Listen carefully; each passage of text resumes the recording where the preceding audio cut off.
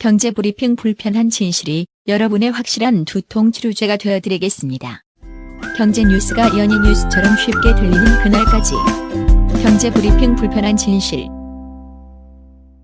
경제브리핑 불편한 진실 1월 4일 순서 시작하겠습니다. 오늘은 오프닝으로요, 아주 의미 있는 뉴스가 하나 나와서 여러분들과 함께 할까 합니다. 어디서 내보낸 뉴스인가 봤더니 미디어 오늘 아시죠? 네.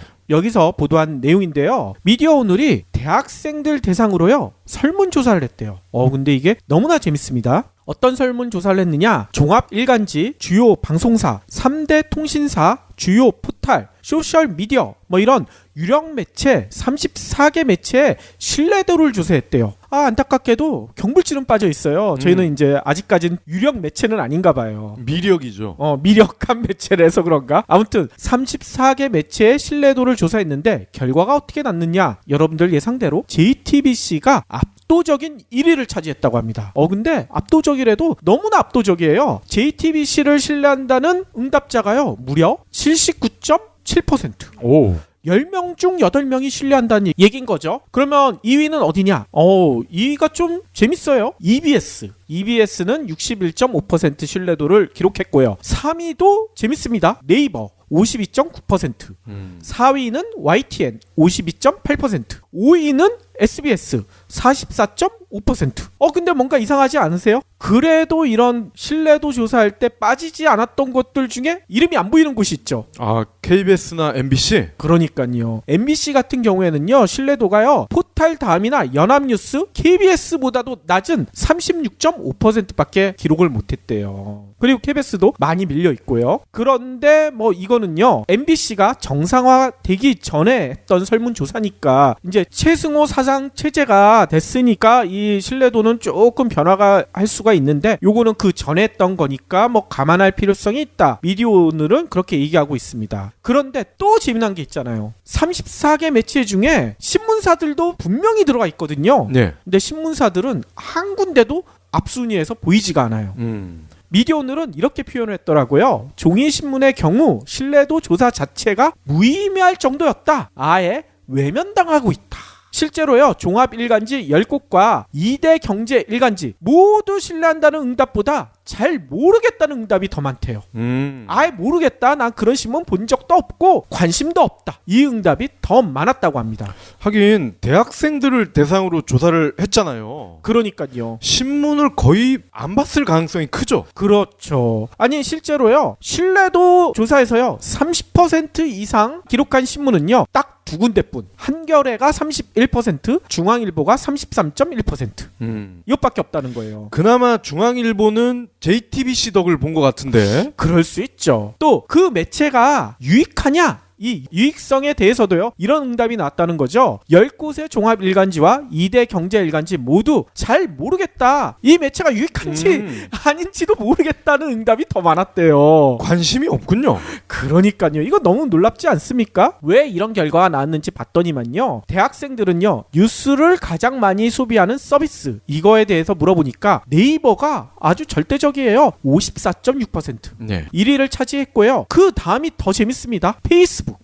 페이스북에서 뉴스를 본다는 거예요. 링크를 많이 거니까. 그러니까요. 12.6%. 그리고 TV가 3위로 밀려났습니다. TV가 10.3%. 그리고 4위가요, 카카오톡, 5위는 트위터. 언론사 사이트 직접 접속한다는 대학생은 겨우 2.3%. 아예 없다는 얘기랑 거의 비슷한 거죠. 요 2.3%의 정체가 궁금한데요, 저는. 2.3%는 아마 기자 지망하는 대학생들이 아닐까. 아무래도 미디어 오늘이 여론조사를 하게 되면 그 관련된 직업을 하고 싶은 친구들이 많이 응답을 했을 거 아닙니까? 그러니까 거기서 2.3%가 나왔을 테고요. 진짜 순수한 대학생이면 아마 이게 0.23%로 밀려났겠죠. 네. 저만 해도 딱 요 순서인 것 같아요. 네이버나 다음에서 주로 뉴스를 보고 그 다음이 페이스북이거든요. 그렇죠. 그리고 또 이렇게 변한 이유에 대해서도 또 이런 해석도 있어요. 대학생들의 뉴스 소비가요, 아까도 네이버를 통해 한다고 했는데 네이버 중에서도 PC가 아니라 모바일을 통해서, 그렇죠, 스마트폰을 통해서 이용한다는 거예요. 뉴스 소비를요, 모바일을 이용하지 않는다는 응답은요, 대학생들 중에 겨우 0.9%만 모바일을 이용해서 뉴스를 보지 않는다고 대답을 했대요. 그럼 그러면 나머지 99.1%는 모바일을 이용해서 뉴스를 본다는 얘기 아니겠습니까? 특히나 재미난 것은요. 모바일 통해서만 뉴스를 본다는 응답도 46.4%. 절반이군요. 그렇죠. 근데 왜 이 숫자가 이렇게 높을까? 이 뉴스라고 했잖아요. 아까 얘기했던 것은 34개 매체에 대해서 조사를 한 거긴 하지만 저희 같은 경불증 같은 것도 포함해서 대학생들이 대답하지 않았을까? 뭐 이런 해석도 저는 해본다는 거죠. 그렇죠. 자, 근데 이 우리가 흔히 조중동 뭐 이런 표현 쓰잖아요. 그렇죠. 그만큼 종이 매체의 위력 막강했었는데 한때 이제는 옛말이 돼버렸네. 그러니까요. 그러면 오늘 꼭 챙겨야 할 경제 브리핑. 오늘 첫 번째 소식부터 되게 반가운 소식이 전해졌습니다. 뭐냐면요. 우리나라의 외환 보유액이요. 2달 연속 사상 최대치를 기록했대요. 네. 이 내용은요. 한국은행이 밝혔는데요. 지난해 12월 말 우리나라 외환 보유액은요. 한 달 전보다 20억 2천만 달러 이렇게 늘어났대요. 그래서 전체가 3,892억 7천만 달러 이렇게나 많다고 합니다. 2개월 연속 증가하면서요. 지난해 11월 이후 한 달 만에 다시 역대 최대 규모를 기록했다는 거죠. 이로써요. 지난 한 해 동안 우리나라의 외환 보유액은요. 181억 7천만 달러나 늘어났다고 합니다. 국가의 비상외화 자금인 외환 보유액은요. 환율을 안정시키고 국가 신인도를 높인다. 이런 평가를 받고 있잖아요. 그렇죠. 이렇게 늘어났으니까 우리나라 환율 안정, 국가 신인도 높아지는 거에 더 많은 도움이 되겠죠. 외환 보유액 이게 없어서 IMF 지원을 받은 거 아니겠어요? 그렇죠. 아니 그러면 왜 이렇게 외환 보유액이 늘어났느냐? 외화 자산 운용 수익이 늘어났는데 더해서요. 달러화 가치가 전 세계적으로 하락하면서요. 유로화, 파운드화 등 한은이 기타 통화로 갖고 있던 외환 자산을 달러로 환산한 금액이 늘어난 덕분이다. 이런 분석이 나오고 있습니다. 12월 한 달간 유로화, 파운드화, 호주 달러화는요. 달러 대비 각각 0.8%, 0.2%, 3% 이렇게 늘어났잖아요. 반면에 같은 기간 주요 6개국 통화 대비 달러화 가치를 나타내는 달러 인덱스는요. 93.1에서요. 92.1로 1%포인트가량 떨어졌죠. 특히나 지난달 달러화는요. 연준이 금리를 인상했음에도 불구하고 이미 이게 시장에서 예상하고 있었다. 뭐 이런 얘기들이 많이 나오면서 오히려 약세를 보이고 있는 상태 아닙니까? 그러면 굉장히 우리나라가 달러를 많이 갖고 있는 것 같은데 다른 나라와 비교했을 때 랭킹이 어느 정도 되는 거예요? 우리나라는요. 지난해 11월 기준으로요. 전 세계 순위가 9위라고 해요. 9위요? 1위가 어딘가 궁금하실 텐데 예전에도 한번 말씀드린 것 같아요. 중국이라고 합니다. 네. 중국은요. 3조 1193억 달러. 와. 중국도요. 한 달 사이에 101억 달러나 늘어났다고 해요. 그 다음을 지킨 나라가 일본. 일본은 1조 2612억 달러. 그리고 그 다음이 스위스, 사우디, 대만, 러시아, 홍콩, 인도. 그리고 그 다음이 우리나라는 얘기인 거죠. 예, 얼추 경제 규모와 비슷하군요. 그렇죠. 다음 소식은 조금 우울하네요. 2%대에 미치지 못하는 저물가 기조가 계속되고 있지만 외식 물가는 5년 연속 전체 물가 상승률을 앞질렀네요.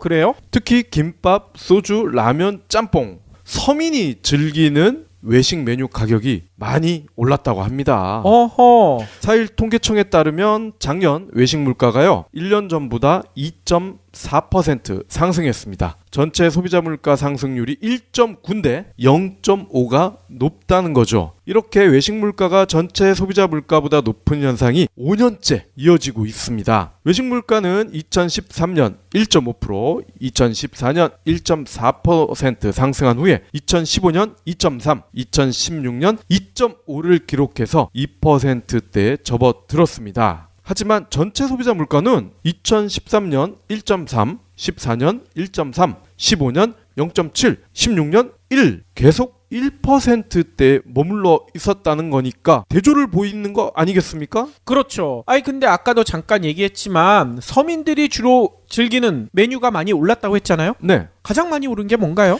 김밥이네요. 김밥이요? 작년에만 무려 7.8%가 올랐어요. 어이고. 전체 소비자 물가와 비교하면 4배나 더 뛰었다는 겁니다. 서민들이 즐겨 찾는 소주도요 5.2%가 올랐어요. 그렇군요. 맥주는 2.5, 폭탄주 저희도 즐겨 먹잖아요. 소맥. 아니 저는 폭탄주 안 먹어요. 막걸리? 그럼요. 온리 막걸리. 막걸리 안 파는 데 가면 소맥 같이 먹잖아요.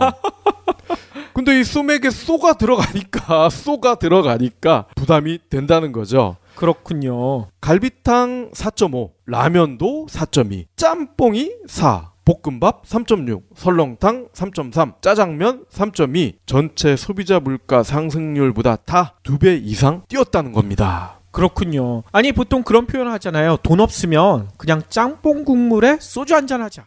이것도 앞으로는 힘들어질 것 같아요. 그쵸. 예전에 중국집 사장님들이 좀 인심이 좋은 경우에는 짬뽕 국물을 서비스로 줬어요. 그러니까요.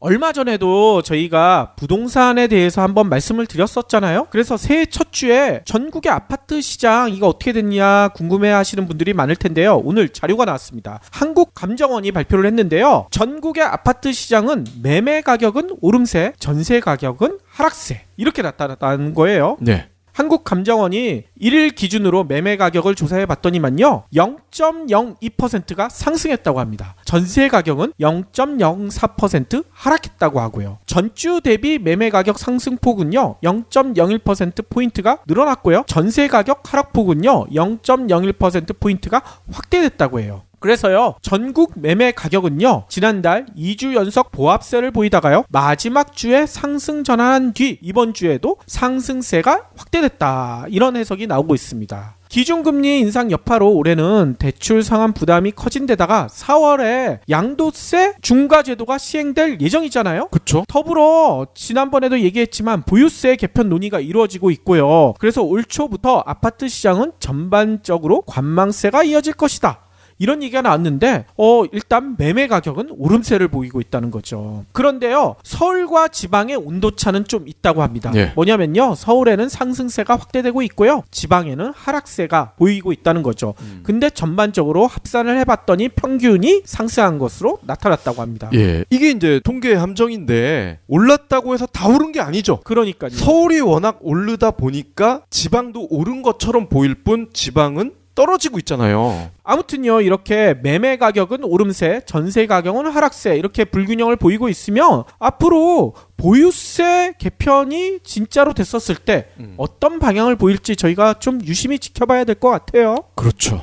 그러면 오늘의 섹션 시작할 텐데요. 오늘 박 PD가 아주 재미난 얘기 준비하셨죠? 네. 1일부터 시행이 됐죠. 최저임금법. 그래서 최저시급이 작년에는 6,470원, 올해는 1,060원이 올라서 7,530원으로 적용이 됐잖아요. 그렇죠. 예, 퍼센테이지로 보니까 16.4%가 올랐더라고요. 이에 따라서 아르바이트생 비중이 높은 편의점, 커피숍, PC방, 이 자영업자들 과연 인건비 고민이 어떻게 됐을까? 이 궁금하지 않습니까? 그러니까요. 예, 그래서 저 대신 다른 매체들에서 직접 현장에서 르포를 작성을 했더라고요. 진짜 이런 르포가 막 쏟아지고 있더라고요. 예, 그래서 저는 과연 이 르포 전달을 해드리면서 우리가 이거를 어떻게 바라봐야 될까 이것을 함께 고민을 해보자 이런 취지에서 오늘 방송을 시작하겠습니다.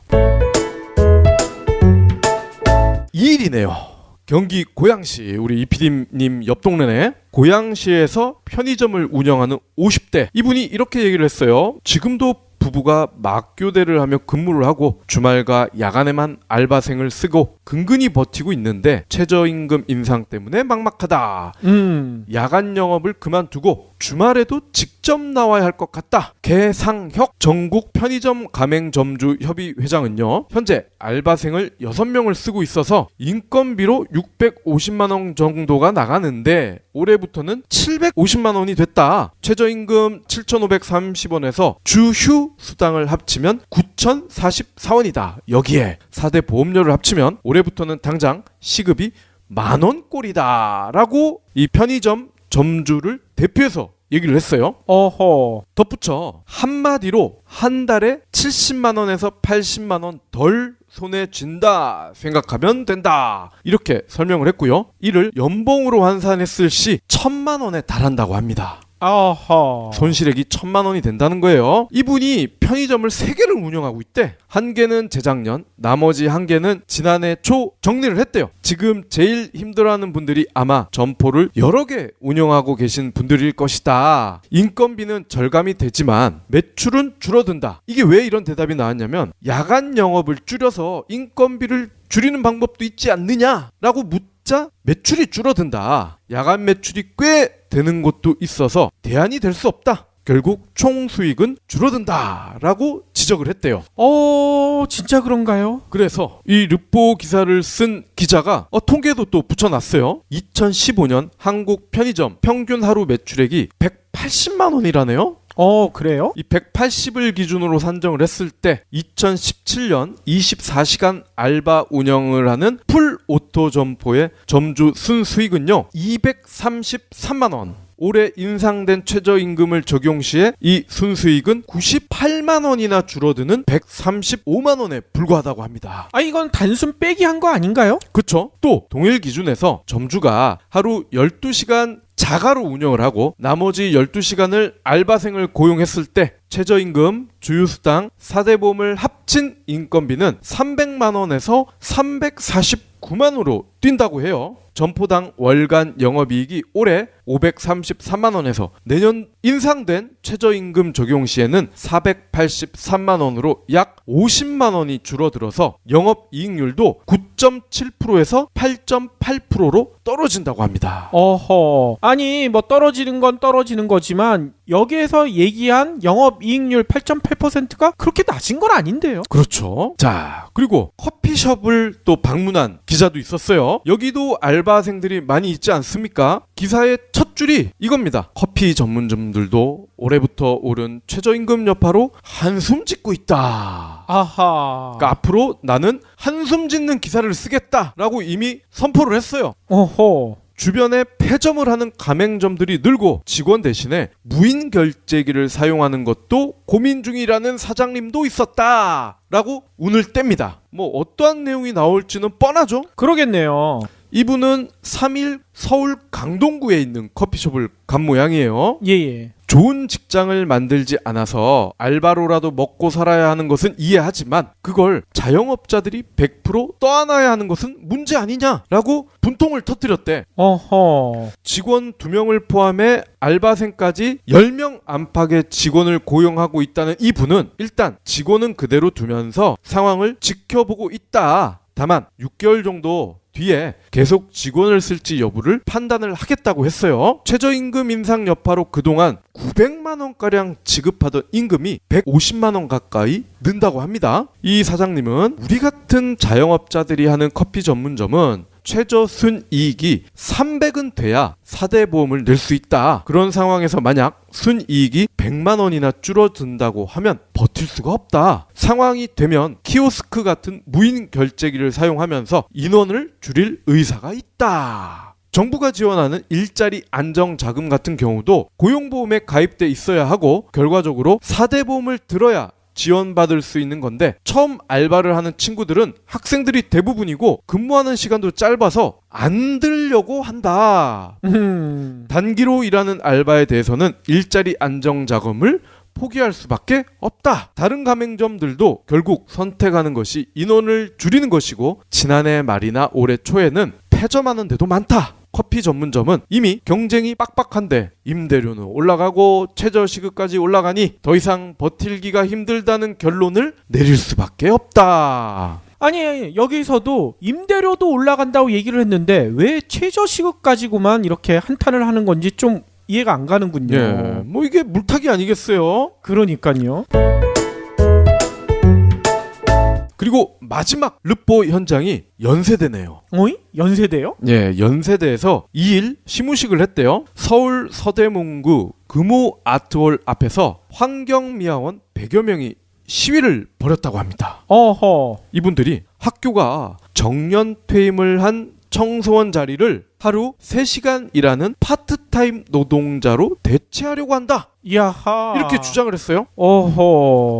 고려대도 비슷하다고 해요. 작년 말 정년 퇴직한 청소년 10명의 자리를 파트타임 노동자로 대체하겠다고 이미 노조에 통보를 했대요. 홍익대는 아예 고용된 청소년을 해고하고 파트타임 노동자를 채용하기로 해서 노조는 이날 집회를 열고 원청업체인 학교 측을 강하게 비판했다고 합니다. 그렇군요. 아니, 학생들이 보고 뭘 배울까 참 걱정이 됩니다. 고용노동부 관계자는요, 정년 퇴직자 공백을 메우지 않는 식으로 일자리를 줄이거나 단기간 근로자로 대체하는 것은 정부 정책 취지와 맞지 않는다. 근데 이게 당장에 법적으로는 문제가 없대. 노동자 반발이나 사회적 비판을 감수는 해야 될 것이다. 그러니까요. 근데 이렇게 작정을 하고 노조에도 통보한 이런 조직이나 단체들이 과연 사회적 비판 이런 거 신경 쓸까요? 그렇죠. 그렇지만 지금부터 이제 박 PD가 아주 신랄하게 비판하면 좀 신경을 쓸 수도 있어요.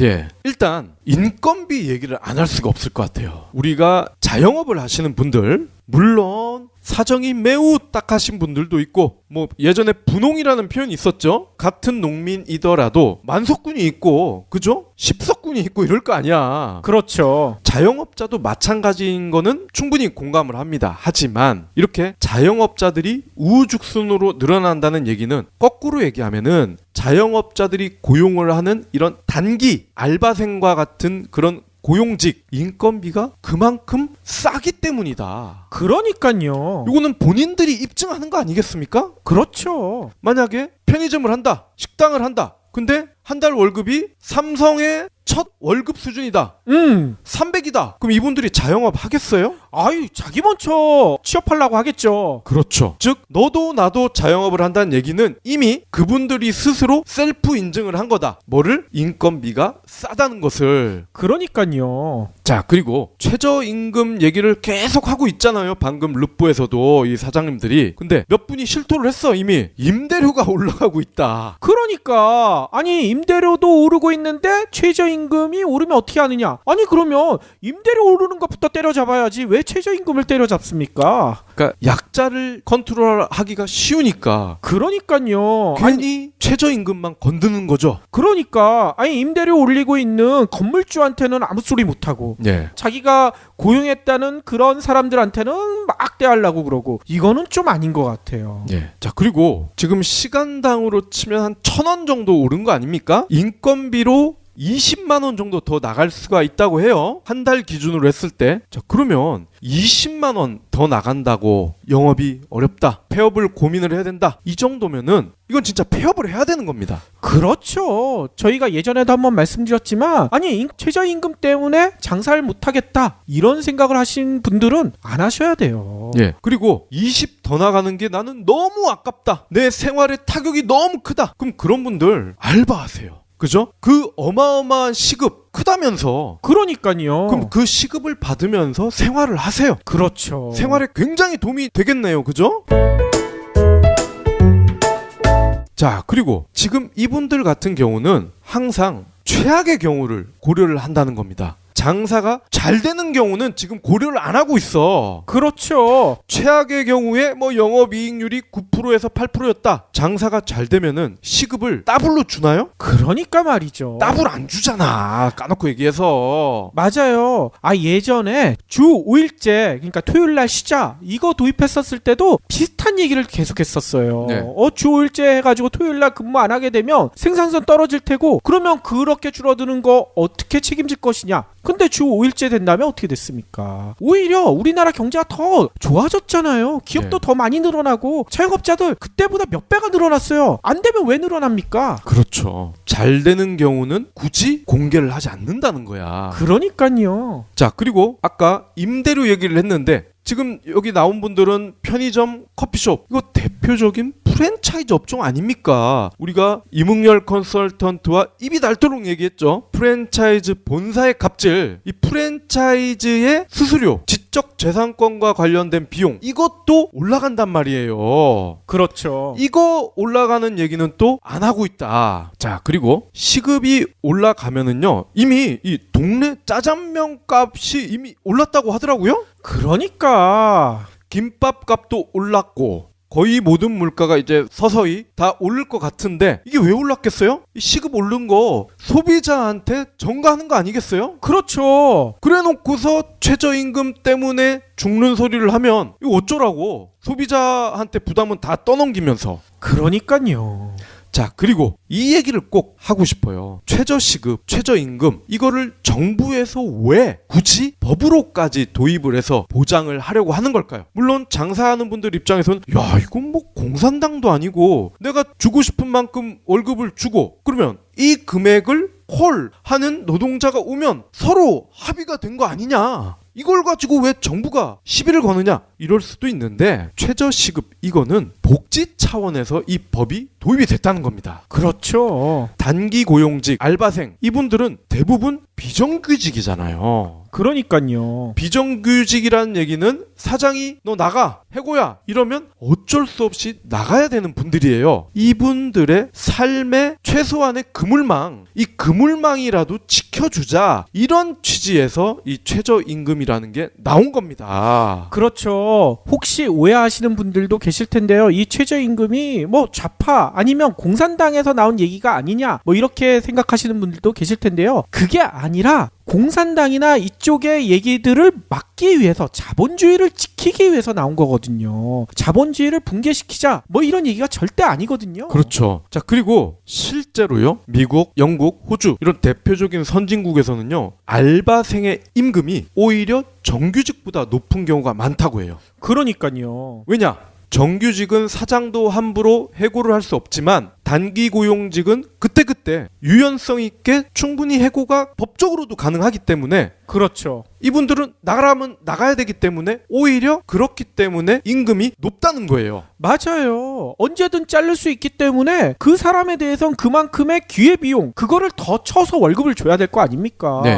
그런데 우리나라는 그 정도는 아니잖아. 거꾸로죠. 거꾸로. 예. 그러니까 정리를 하자면 한국에서는 아직까지 이렇게 단기 고용직 이분들을 같이 일을 하시는 사장님들 입장에서는 나쁘지만은 않은 환경이라는 거예요. 자, 그리고 마지막 이 사장님들 이 얘기 절대 안 하죠. 인건비가 오르면 또 그만큼 인건비 비용 처리액도 늘어납니다. 그러니까요. 즉 세금도 덜 내게 되는 거예요. 이 얘기는 왜 아무도 안 하죠? 그러니까요. 아니 국가에 내는 세금 그거 아까워하시잖아요. 최저임금 주시면 그 세금 줄일 수 있어요. 세금을 덜 낼 수가 있어요. 그러니까요. 아 진짜 치사하지 않아? 이런 얘기는 아무도 안 해. 기자들이야 몰라서 못 쓴다고 치지만 아무튼요. 저희가 이렇게 자신 있게 얘기할 수 있는 것은요. 저희도 최저임금에 가까운 시급을 받고 있는데 올해 들어서 월급을 올렸잖아요. 그렇죠. 며칠 전 방송에서 잠깐 얘기했지만 네. 최저임금에 맞춰서 저희도 월급을 올렸습니다.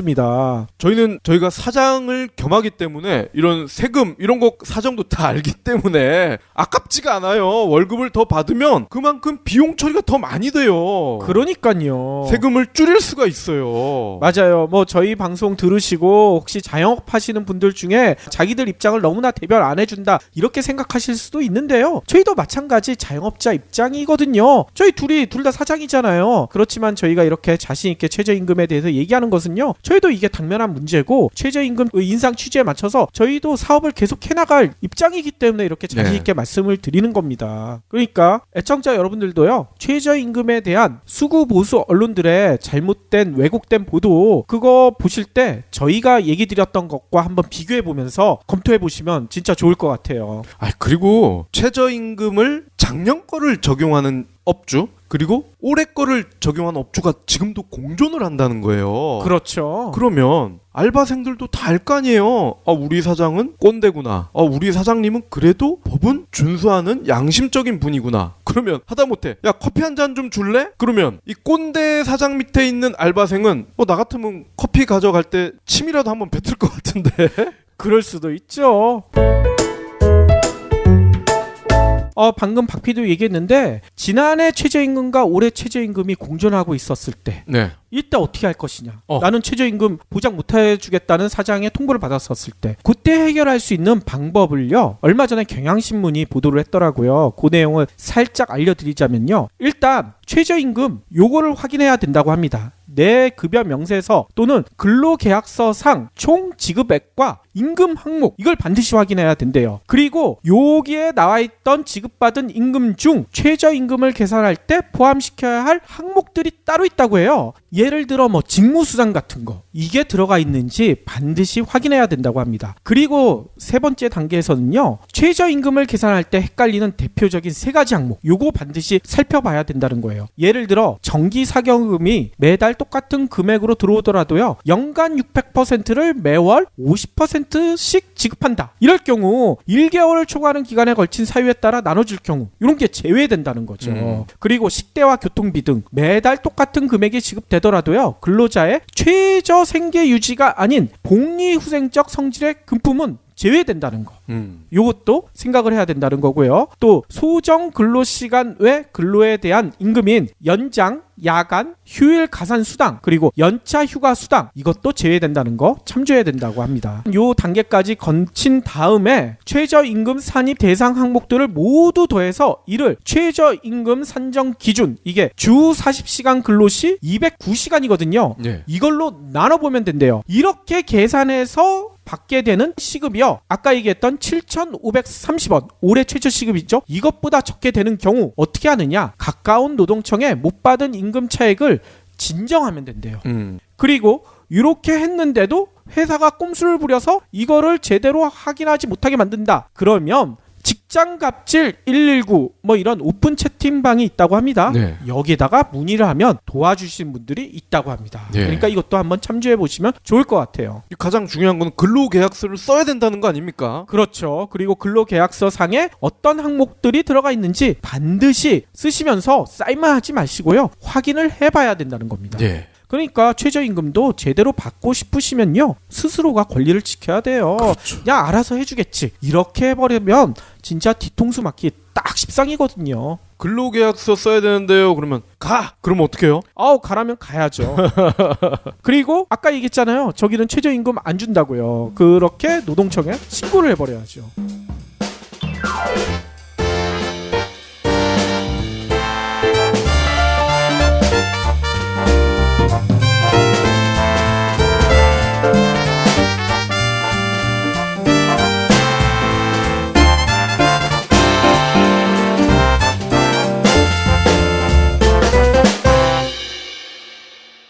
경제브리핑 불편한 진실 완주해주셔서 감사합니다.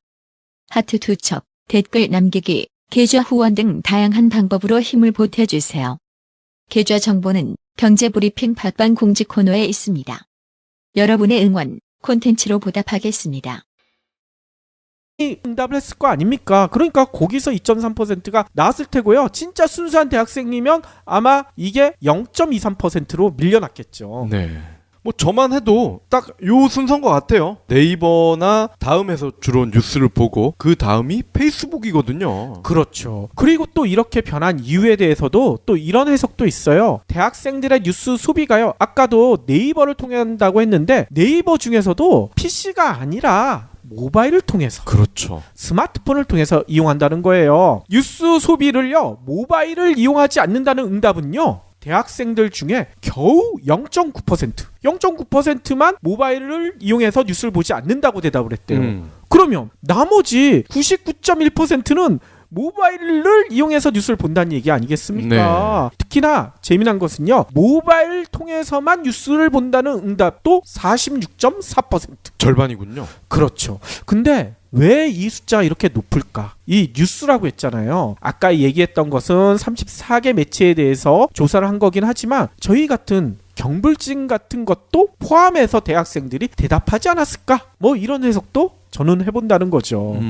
그렇죠. 자, 근데 이 우리가 흔히 조중동 뭐 이런 표현 쓰잖아요. 그렇죠. 그만큼 종이 매체의 위력 막강했었는데 한때 이제는 옛말이 돼버렸네. 그러니까요. 그러면 오늘 꼭 챙겨야 할 경제 브리핑.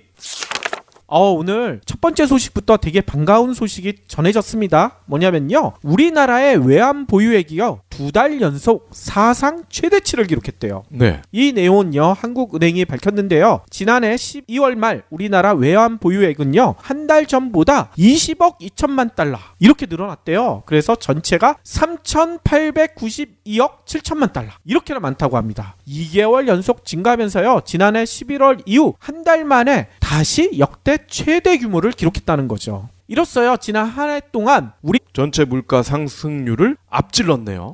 그래요? 특히 김밥, 소주, 라면, 짬뽕, 서민이 즐기는 외식 메뉴 가격이 많이 올랐다고 합니다. 어허. 4일 통계청에 따르면 작년 외식 물가가요, 1년 전보다 2.4% 상승했습니다. 전체 소비자 물가 상승률이 1.9인데 0.5가 높다는 거죠. 이렇게 외식 물가가 전체 소비자 물가보다 높은 현상이 5년째 이어지고 있습니다. 외식 물가는 2013년 1.5%, 2014년 1.4% 상승한 후에 2015년 2.3, 2016년 2.5를 기록해서 2%대에 접어들었습니다. 하지만 전체 소비자 물가는 2013년 1.3, 14년 1.3, 15년 0.7, 16년 1 계속 1%대에 머물러 있었다는 거니까 대조를 보이는 거 아니겠습니까? 그렇죠. 아니 근데 아까도 잠깐 얘기했지만 서민들이 주로 즐기는 메뉴가 많이 올랐다고 했잖아요. 네. 가장 많이 오른 게 뭔가요? 김밥이네요. 김밥이요? 작년에만 무려 7.8%가 올랐어요. 어이고. 전체 소비자 물가와 비교하면 4배나 더 뛰었다는 겁니다. 서민들이 즐겨 찾는 소주도요, 5.2%가 올랐어요. 그렇군요. 맥주는 2.5. 폭탄주 저희도 즐겨 먹잖아요. 소맥. 아니 저는 폭탄주 안 먹어요. 막걸리? 그럼요. 온리 막걸리. 막걸리 안 파는 데 가면 소맥 같이 먹잖아요.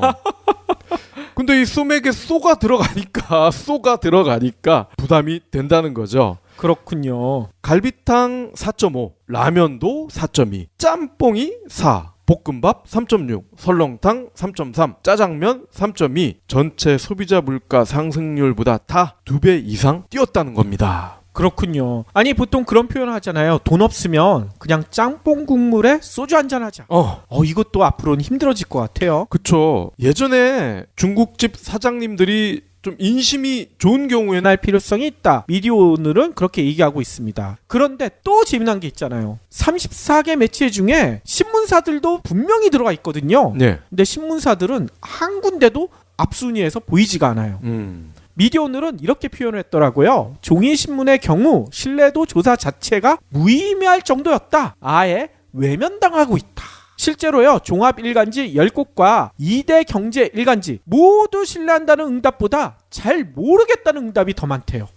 아예 모르겠다. 난 그런 신문 본 적도 없고 관심도 없다. 이 응답이 더 많았다고 합니다. 하긴 대학생들을 대상으로 조사를 했잖아요. 그러니까요. 신문을 거의 안 봤을 가능성이 크죠. 그렇죠. 아니 실제로요, 신뢰도 조사에서요 30% 이상 기록한 신문은요 딱 두 군데뿐. 한겨레가 31%, 중앙일보가 33.1%. 이것밖에 없다는 거예요. 그나마 중앙일보는 JTBC 덕을 본 것 같은데. 그럴 수 있죠. 또 그 매체가 유익하냐? 이 유익성에 대해서도요, 이런 응답이 나왔다는 거죠. 10곳의 종합 일간지와 2대 경제 일간지 모두 잘 모르겠다. 이 매체가 유익한지 아닌지도 모르겠다는 응답이 더 많았대요. 관심이 없군요. 그러니까요. 이거 너무 놀랍지 않습니까? 왜 이런 결과가 나왔는지 봤더니만요, 대학생들은요 뉴스를 가장 많이 소비하는 서비스, 이거에 대해서 물어보니까 네이버가 아주 절대적이에요. 54.6%. 네. 1위를 차지했고요. 그 다음이 더 재밌습니다. 페이스북.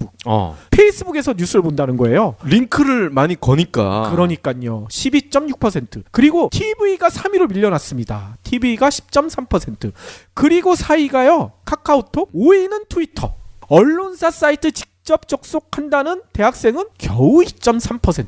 아예 없다는 얘기랑 거의 비슷한 거죠. 요 2.3% 2.3%의 정체가 궁금한데요, 저는. 2.3%는 아마 기자 지망하는 대학생들이 아닐까. 아무래도 미디어 오늘이 여론조사를 하게 되면 그 관련된 직업을 하고 싶은 친구들이 많이 우리나라의 외환 보유액은요 181억 7천만 달러나 늘어났다고 합니다. 국가의 비상외화 자금인 외환 보유액은요 환율을 안정시키고 국가 신인도를 높인다 이런 평가를 받고 있잖아요. 그렇죠. 이렇게 늘어났으니까 우리나라 환율 안정, 국가 신인도 높아지는 거에 더 많은 도움이 되겠죠.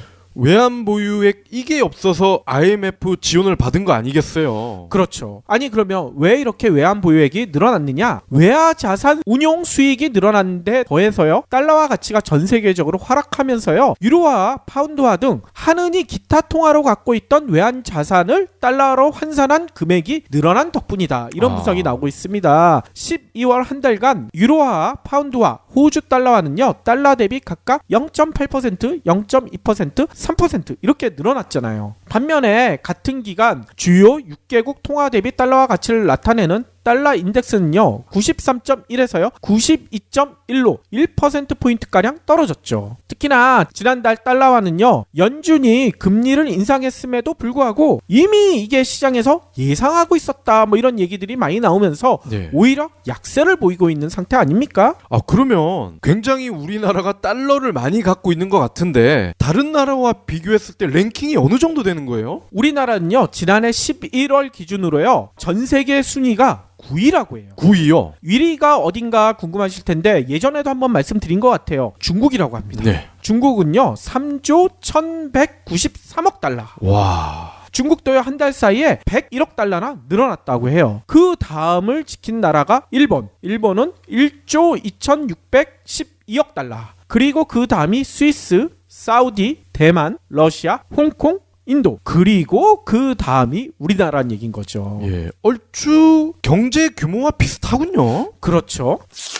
다음 소식은 조금 우울하네요. 2%대에 미치지 못하는 저물가 기조가 계속되고 있지만 외식 물가는 5년 연속. 경제브리핑 불편한 진실이 여러분의 확실한 두통 치료제가 되어드리겠습니다. 경제 뉴스가 연예 뉴스처럼 쉽게 들리는 그날까지.